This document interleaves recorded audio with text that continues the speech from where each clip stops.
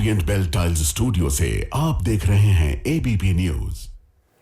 नमस्कार, शाम के 4 बजने को हैं। एबीपी न्यूज पर हाजिर हूं मैं रुमाना इसार खान और आइए विस्तार से खबरों का रुख करेंगे। भारतीय क्रिकेट टीम के कप्तान रोहित शर्मा को लेकर सोशल मीडिया पर किए गए अपने पोस्ट के बाद विवाद बढ़ने पर कांग्रेस प्रवक्ता शमा मोहम्मद ने सफाई दी है। शमा मोहम्मद कह रही हैं, मैंने किसी का अपमान करने के लिए ये पोस्ट नहीं किया था। मैंने लिखा था एक खिलाड़ी होने के नाते उनका वजन ज्यादा है। ये बॉडी शेमिंग नहीं है। मैंने उनकी तुलना पहले के कप्तानों से की थी। मैं एक खिलाड़ी हूं, इसीलिए फिटनेस पर मैं बोलती हूं। ये शमा मोहम्मद की तरफ से सफाई दी गई है।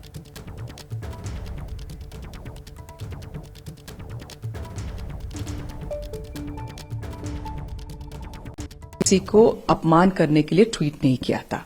उस ट्वीट में मैंने क्या कहा? मैंने कहा कि एक स्पोर्ट्स पर्सन के नाते वो थोड़ा ओवरवेट है। स्पोर्ट्स पर्सन के नाते तो वो बॉडी शेमिंग नहीं है। और मैंने कहा कि वो एक अनइम्प्रेसिव कैप्टन है, क्योंकि मैंने उसको कंपेयर किया था राहुल द्रविड़ से, सचिन तेंदुलकर, सौरव गांगुली, विराट कोहली और महेंद्र सिंह धोनी, कपिल देव। और उसमें तो मुझे अच्छा नहीं लगा। बीजेपी ने बोल दिया था उस समय जब विराट ने समर्थन दिया शामी को, वो गलत था ना। वो क्यों उनको क्यों आक्रमण किया बीजेपी के लोग? वो गलत है। अभी मैं एक जेनेरिक ट्वीट किया, उसके ऊपर मुझे हमला कर रहे हो, वो क्यों? और अभी आजकल नरेंद्र मोदी जी भी फिट इंडिया के बारे में बोलते हो, तो फिटनेस के बारे में मैंने कहा, उसमें क्या है? पूर्व क्रिकेटर अतुल वासन ने शमा मोहम्मद के बयान को शर्मनाक बताया और कहा कि किसी पार्टी के प्रवक्ता के बयान को गंभीरता से नहीं लेना चाहिए। हमारे साथ रोहित शर्मा जी के कोच दिनेश लाड सर है। सर, किस प्रकार से ये टिप्पणी को आप देखते हो? बहुत ही खराब टिप्पणी है, बिकॉज कि एक कप्तान के बारे में ऐसे बात करना बहुत ही खराब है। और हालांकि अभी हम लोग चैंपियंस ट्रॉफी खेल रहे हैं, कल हमने अच्छी तरह से मैच जीती। 17 साल से वो इंटरनेशनल क्रिकेट खेल रहा है। हालांकि 3 डबल सेंचुरीज है उसकी। दीजिए, मोहतरमा है कौन, पहले तो ये बताइए। आपने इतनी उनको फुटेज दे दी, इतनी लाइमलाइट दे दी, मैं तो जानता नहीं कौन है। और अगर किसी पार्टी की स्पोक्स पर्सन है तो उनको थोड़ा तो अपनी जो दिया प्लेटफॉर्म, उसकी मर्यादा तो रखनी चाहिए ना। उनको पता ही नहीं है, जिसके बारे में कोई कॉम्पिटेंस नहीं है, वो क्या चीज है, किसके बारे में बात कर रही हैं। वो वर्ल्ड कप विनिंग कैप्टन है। वो अभी आपने वर्ल्ड कप फाइनल एक पहुंचाया उसने, अभी चैंपियंस ट्रॉफी के फाइनल में है। तो मतलब देखिए तो सही आप, और आपको पता ही नहीं है। और उनके वैसे तो मुझे लगता है कि ऐसी बातों को सीरियसली लेना नहीं चाहिए, क्योंकि उनको जब पता ही नहीं है कि उसकी मैच फिटनेस क्या चीज है, फिजिकल फिटनेस क्या चीज है, क्या चीज चाहिए होती है क्रिकेट में, और वो कैसा कैप्टन है। तो मुझे लगता है कि शर्मनाक बात है। तो अचानक से जो रोहित शर्मा को लेकर बयानबाजी बढ़ती हुई नजर आ रही है। इसके बाद अब बोर्ड जो है वो रोहित शर्मा के बचाव में आया है। बयान ऐसे व्यक्ति ने दिया है जो जिम्मेदार पद पर है, ये बोर्ड की तरफ से कहा गया है, खासकर ऐसे समय में जब टीम इंडिया आईसीसी टूर्नामेंट खेल रही है। टीम सेमीफाइनल मैच खेलने के लिए पूरी तरीके से तैयार है।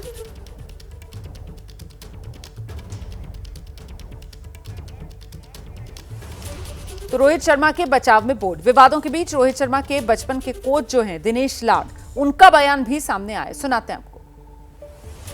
हमारे साथ रोहित शर्मा जी के कोच दिनेश लाड सर है। सर, किस प्रकार से ये टिप्पणी को आप देखते हो? बहुत ही खराब टिप्पणी है, बिकॉज कि एक कप्तान के बारे में ऐसे बात करना बहुत ही खराब है। और हालांकि अभी हम लोग चैंपियंस ट्रॉफी खेल रहे हैं, कल हमने अच्छी तरह से मैच जीती। 17 साल से वो इंटरनेशनल क्रिकेट खेल रहा है। हालांकि 3 डबल सेंचुरीज है उसकी। देन T20 में वर्ल्ड रिकॉर्ड है। 1 डेज में उसने डेब्यू में 100 किए है। 5 बार IPL जीती उसकी कप्तानी के अंदर। हमारे बहुत सारे टूर्नामेंट उसने जिता के दिए, जैसे कि एशिया कप जीते उसके कप्तानी में। तो इतना अच्छा परफॉर्म होने के बाद उसके मोटेपन के बारे में बात करना उचित नहीं ये बात, क्योंकि ये हमारे देश का भी अपमान है, ऐसे में कहूंगा। इसी के साथ में उन्होंने एक शब्द जो है रोहित शर्मा के लिए यूज किया था कि अनइम्प्रेसिव कैप्टन। पूरे वर्ल्ड के जितने जो सीनियर प्लेयर्स है उसके कप्तानी हुए बहुत ही अच्छा बात करते हैं। हालांकि जब वर्ल्ड कप जीते थे तभी उसने कैसे हैंडल किया था वो सब बता रहे हैं। और ऐसे बातें करना बहुत ही गलत है, यानी ये उचित बात नहीं। और एक पॉलिटिशियन ने ऐसे बातें करना अच्छी बात नहीं, ऐसे मैं कहूँगा।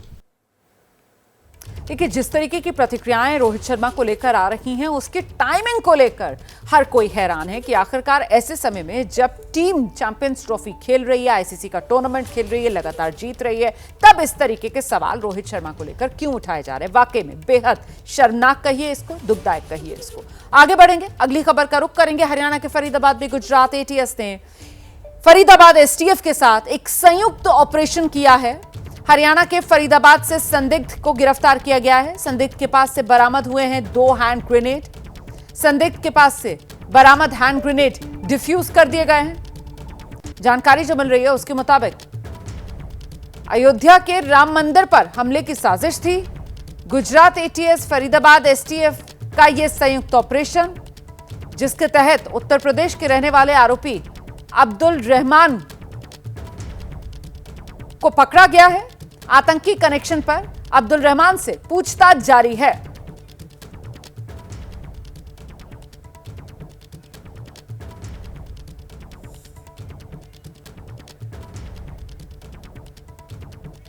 गांव में हल्ला हुआ कि आतंकवादी आ गया, आतंकवादी आ गया। फिर मैं यहाँ पे आया, यहाँ पे देखा कि काफी भीड़ लगी हुई है, पुलिस फोर्स काफी आई हुई है। तो पता लगा कि एक आतंकवादी पकड़ा है, उसके पास 2 बम मिले थे, तो पुलिस उसको अपने साथ ले गई। उसको यही है कि उसके पीछे पुलिस लगी हुई थी, गुजरात पुलिस और हरियाणा पुलिस, तो उन्होंने यहाँ आके उसको पकड़ लिया। पुलिस फोर्स काफी आई हुई थी, कुछ सिविल ड्रेस में थे, कुछ वर्दी में थे, तो काफी भीड़ लगी हुई थी। उन्होंने यहाँ पर 2-3 घंटे यहाँ रहे, फिर उसको ले गए। सीधे आपको लेकर चलेंगे, हमारे साथ हमारे सहयोगी वरुण जैन इस वक्त मौजूद हैं। जरा वरुण से जानते हैं, वरुण, किस तरीके से ये गिरफ्तारी मुमकिन हुई है? देखिए, बिल्कुल सेंट्रल एजेंसीज के पास कुछ इनपुट थे, उसके बाद गुजरात एटीएस के साथ मिलकर ये एक ज्वाइंट ऑपरेशन चलाया गया। फरीदाबाद पुलिस को भी इसमें साथ में लिया गया था और रविवार को फरीदाबाद से इस संदिग्ध अब्दुल रहमान की गिरफ्तारी हुई है और इसके पास से 2 हैंड ग्रेनेड भी जो बरामद हुए थे, जिनको डिफ्यूज कर दिया गया है।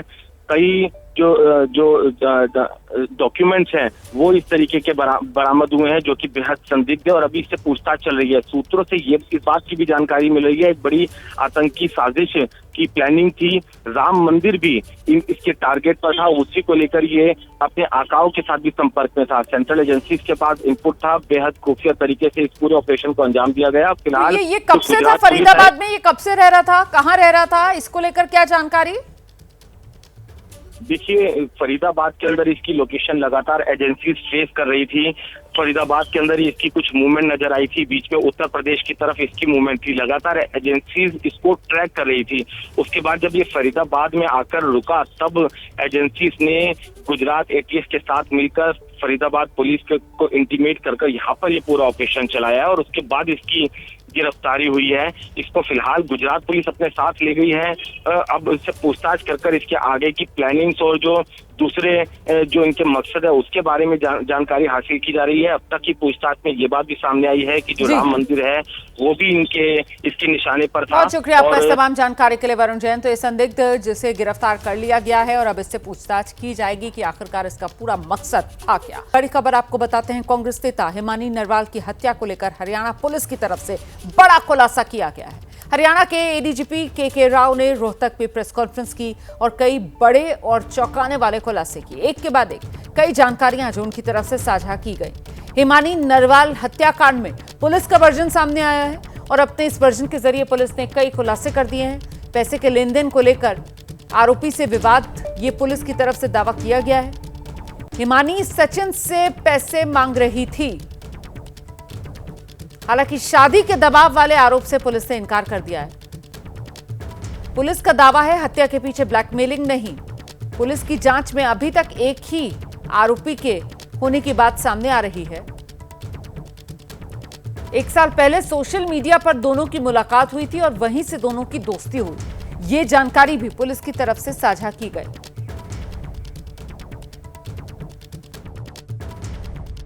जो एक्यूज्ड है वो गिरफ्तार कर लिया गया, जो कि 1.5 साल पहले से इंस्टाग्राम, सोशल मीडिया आना जाना उसका इनके घर पे था। लड़की अकेली विजयनगर में रहती थी और 27 फरवरी को ये लड़का उनके घर पे आया। 27 फरवरी को ये लड़का उनके घर पे आया। पहले ये घर पे ही रहा, शाम को 5 बजे के आसपास जब इनकी अनबन होगी, लड़ाई वगैरह हुई कोई पैसे के लेन देन पे या किसी बात पे, तो उसके बाद इसने उसका गला घोट के वो जो केबल थी मोबाइल चार्जर की उससे मार दिया। तो इसके जेवर थे, लैपटॉप था या जो दूसरा सामान कीमती था, उसको ले जाके अपना जो उसकी शॉप थी दुकान या अपना झज्जर के अंदर वहां छुपाया और इसी की स्कूटी लेके वो वहां गया और वापस आया। और रात को फिर इसने इसको लड़की को काले बैग में पैक करके, और क्योंकि रजाई वगैरह पे भी खून के धब्बे वगैरह पड़ गए थे, तो उन सब को साथ पैक करके और ये रात को 3 व्हीलर लेके बस में सांपला बस स्टैंड के पास गया, ये दिखाने के लिए कि मुझे कहीं जाना है। तो फिर वहां जब 3 व्हीलर चला गया तो इसने वो बैग वहां पर फेंक दिया ताकि आइडेंटिफाई ना हो डेड बॉडी, और उसके बाद ये वहां से भाग गया। सीधे आपको लेकर चलते हैं, हमारे साथ हमारे सहयोगी अहमद बिलाल इस वक्त मौजूद है और जरा बिलाल से ही जानते हैं। बिलाल, हिमानी नरवाल हत्याकांड सुलझ गया है?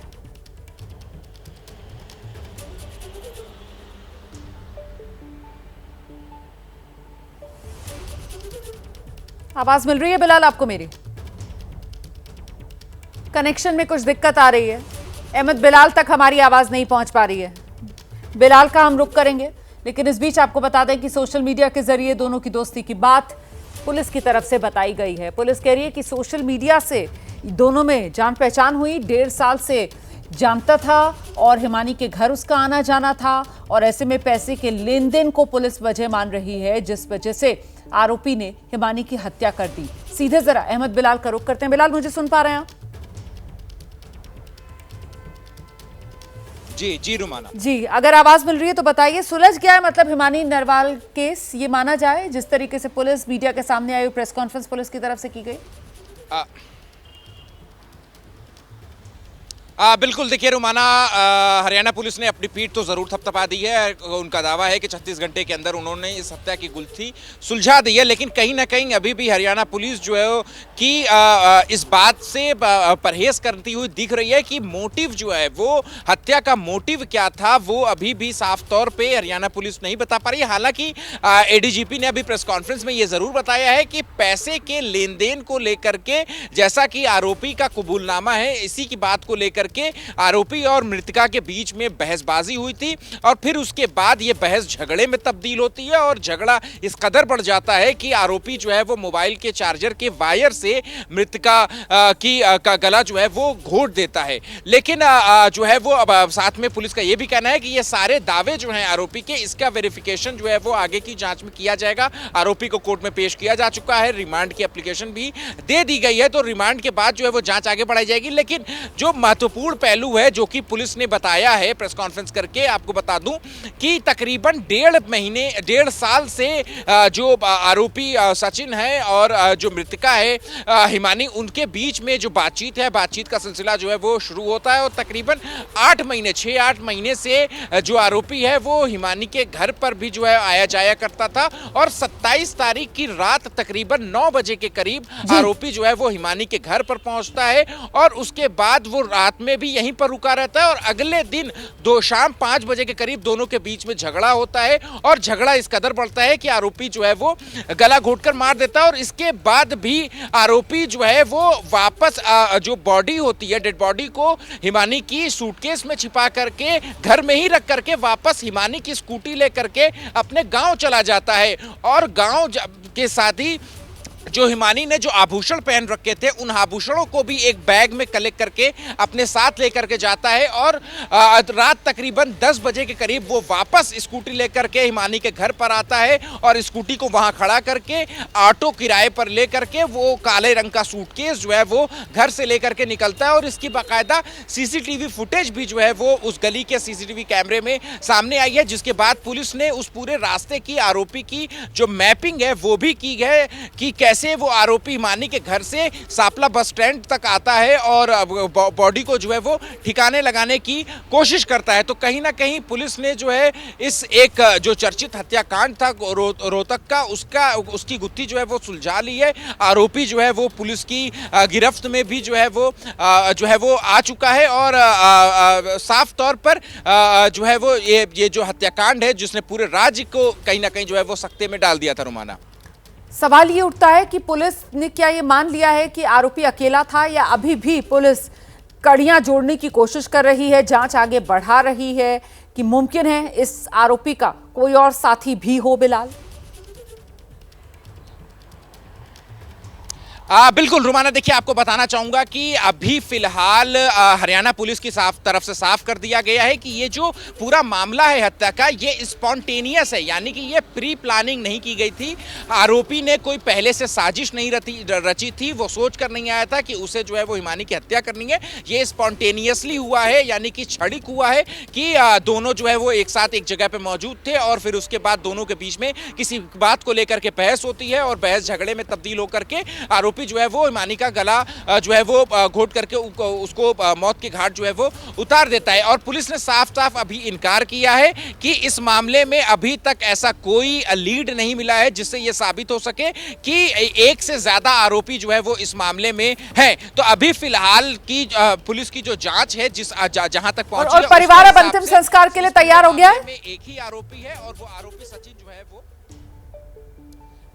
बिल्कुल, देखिए आप पुलिस की समझाइश के बाद जो परिवार है हिमानी का वो जरूर जो है वो उसने इस बात को समझा और वो हिमानी का परिवार भी जो है वो अंतिम संस्कार के लिए तैयार हो गया है और ये उम्मीद की जा रही है कि अब से कुछ देर बाद ही जो हिमानी का अंतिम संस्कार है वो भी किया जा सके। बहुत शुक्रिया आपका अहमद बिलाल इस तमाम जानकारी के लिए। हम आगे बढ़ रहे हैं, अगली बड़ी खबर का रुख कर रहे हैं। महाकुंभ से चर्चा में आए IITian बाबा अभय सिंह, जयपुर पुलिस ने हिरासत में लिया अभय सिंह को। हालांकि कुछ ही देर बाद जमानत पर अभय सिंह को रिहा भी कर दिया गया। पुलिस को उसके पास से गांजा मिला है, उसके खिलाफ NDPS एक्ट में केस दर्ज किया गया है। तो IITian बाबा के तौर पर अभय सिंह सुर्खियों में आए इस महाकुंभ के दौरान। IITian बाबा अभय सिंह को जयपुर पुलिस ने हिरासत में लिया था, हालांकि बाद में अभय सिंह को छोड़ दिया गया। जो जानकारी मिल रही है, गिरफ्तारी के बाद जमानत पर रिहा किया गया है। IITian बाबा अभय सिंह को गांजा बरामद किया था पुलिस ने अभय सिंह के पास से। सोशल मीडिया पर सुसाइड की धमकियां अभय सिंह की तरफ से दी जा रही हैं। पुलिस ने बाबा को सख्त हिदायत देकर फिलहाल छोड़ा है। जयपुर पुलिस ने अभय सिंह को हिरासत में लिया था।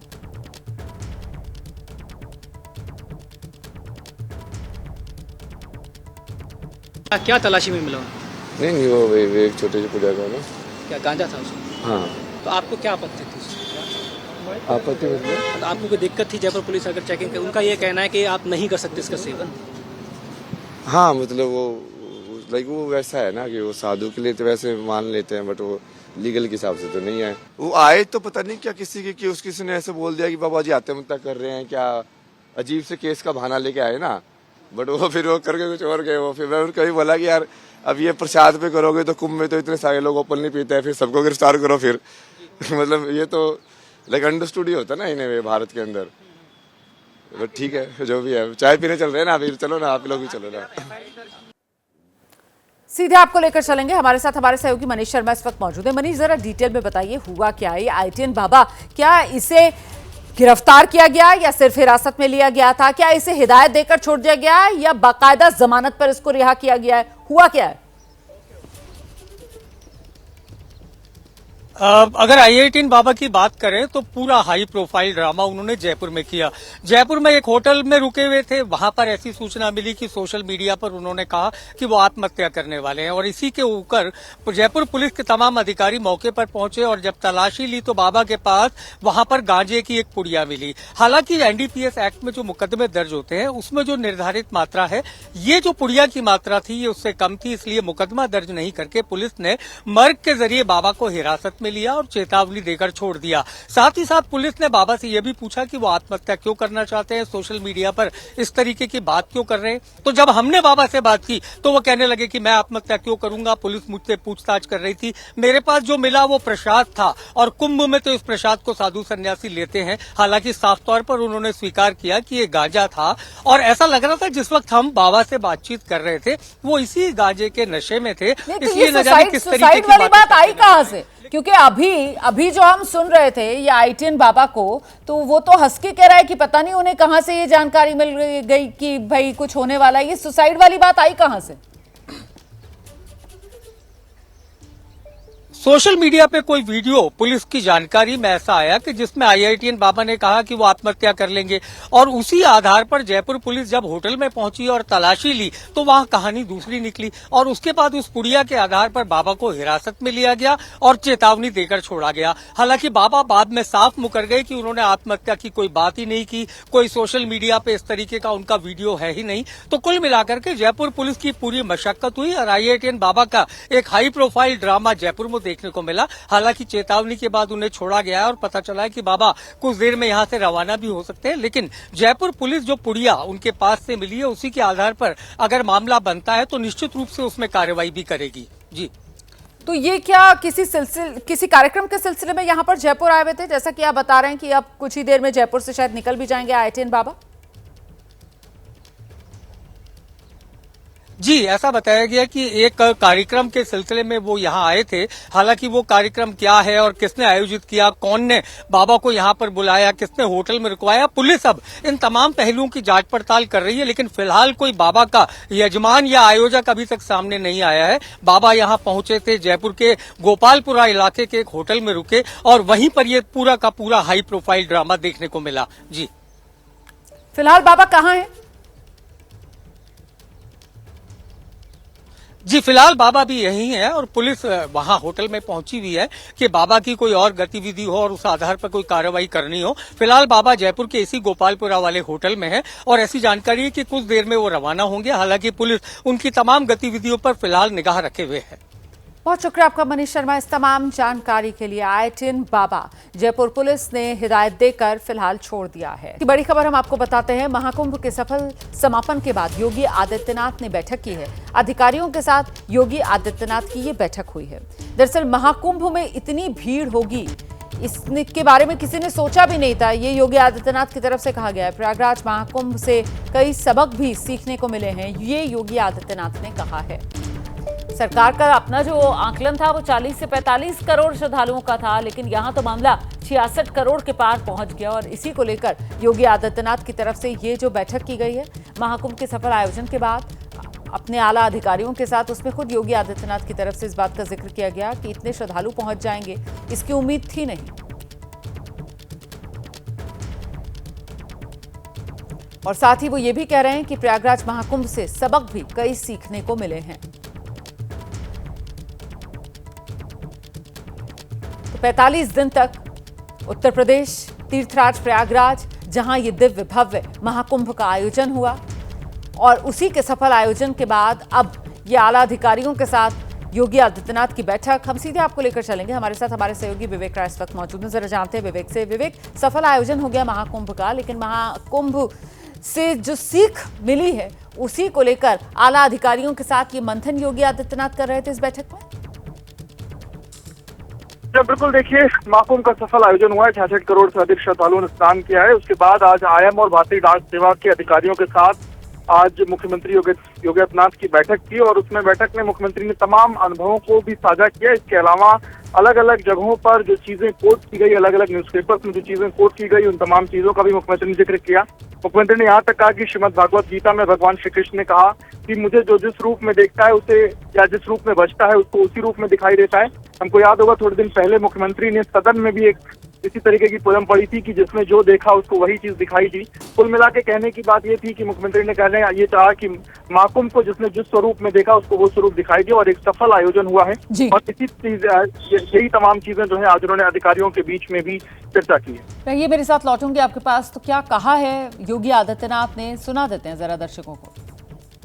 25 ये महाकुंभ होगा, इसमें भीड़ उससे ज्यादा होनी है। इतना ज़्यादा भीड़ होगी ये हमें अंदाज़ा नहीं था, लेकिन मैं ये मानता था कि 24 की तुलना यह 19 की तुलना में दुगनी भीड़ होगी, दुगनी। तो उसके लिए उस प्रकार की व्यवस्था की गई। कुंभ के वॉल्यूम के बारे में, उसके स्केल के बारे में, ये महाकुंभ का आयोजन है तो इसमें भीड़ होगी, और भीड़ होगी तो होगा क्या कि जो पहले आ जाएंगे उनको तो कम पैदल चलना पड़ेगा, क्योंकि उनको हम संगम से 2 किलोमीटर 3 किलोमीटर के दायरे में पार्किंग दे रहे हैं। लेकिन जैसे जैसे पार्किंग भरती जाएगी वैसे वैसे लोगों को ज़्यादा पैदल चलना पड़ सकता है। पब्लिक का भी सपोर्ट मिला, जनप्रतिनिधियों का भी सपोर्ट मिला, सभी लोग मेरे साथ खड़े थे, जहां मैं कहता था वहां लोग खड़े होते थे। और आइए सीधे आपको लेकर चलेंगे, विवेक हमारे सहयोगी हमारे साथ लगातार बने हुए हैं। विवेक, इस बैठक के अंदर योगी आदित्यनाथ जो उनके अनुभव रहे, जो सीख रही और किस तरीके से जो चुनौतियां थी और कैसे उन चुनौतियों को पार करके आयोजन सफल रहा, इसका जिक्र भी करते हुए सुनाई पड़ रहा है। विवेक या बिल्कुल, देखिए ये महाकुंभ का आयोजन ये सरकार के स्तर पर एक बड़ा चुनौती था और 2019 के बाद सरकार को इस बात का अंदेशा था, क्योंकि महाकुंभ वो भी ऐसा महाकुंभ जो इससे 44 साल के बाद के संयोग का, सरकार ने लगातार इसकी ब्रांडिंग भी की थी, जिस कारण सरकार को ये उम्मीद थी कि बड़ी संख्या में श्रद्धालु आएंगे। उसको लेकर के सरकार ने इंतजाम जो करने की कोशिश की थी, उसकी जब तैयारियां जब हो रही थी तब इस बात को लेकर के चिंताएं हुई थी कि जब लोग आएंगे तो लोग कितना दूर से पैदल चलेंगे, क्या चीजें होंगी, पार्किंग की कितनी व्यवस्था होगी, ये तमाम चीजों को लेकर सरकार की चिंता थी। सरकार ने उसको लेकर के जो चीजें हैं उसको मैनेज करने की भी कोशिश करी। लगभग 5.5 लाख गाड़ियों की पार्किंग की भी व्यवस्था की थी। पर लोग पैदल आए, कितना दूर से पैदल आए, उनके बाकी जो व्यवस्थाओं को लेकर के क्या सुविधाएं दी जा सकती हैं, ये तमाम चीजों को लेकर सरकार ने कोशिशें की और वो कोशिशें कहीं ना कहीं साकार हुई। और इसी वजह से ये सफल आयोजन जो महाकुंभ का हुआ है, इसी को लेकर ये बैठक योगी आदित्यनाथ ने जो अपने आला अधिकारियों के साथ की है।